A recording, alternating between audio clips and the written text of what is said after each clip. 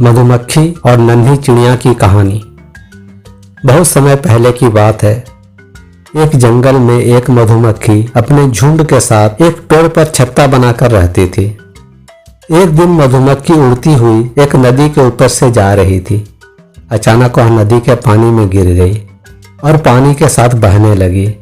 उसने उड़ने की बहुत कोशिश की, परंतु उसके पंख गीले हो गए थे, जिसके कारण वह उड़ नहीं पा रही थी। उससे अब अपनी मौत निश्चिंत लग रही थी।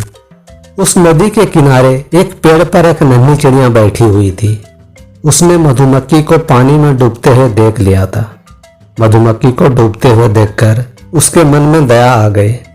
उसने मधुमक्खी को पानी में डूबने से बचाने के बारे में सोचा और उस पेड़ से एक पत्ता तोड़कर उसे अपनी चोंच से उठाकर नदी में मधुमक्खी के पास गिरा दिया। यह देखकर मधुमक्खी के जान में जान आई। वह धीरे धीरे कोशिश करते हुए उस पत्ते पर चढ़ गई।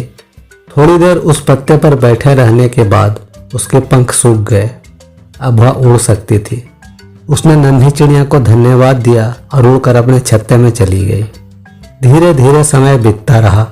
कुछ दिनों बाद एक दिन नन्ही चिड़िया पर एक संकट आ पड़ा। नन्ही चिड़िया एक पेड़ की डाली पर आंखें मूंद कर आराम कर रही थी। तभी एक शिकारी शिकार ढूंढता हुआ उधर आ निकला। उसने नन्ही चिड़िया को पेड़ की डाली पर आराम करते हुए देख लिया। शिकारी अपना तीर धनुष संभाल कर नन्ही चिड़िया पर निशाना साधा।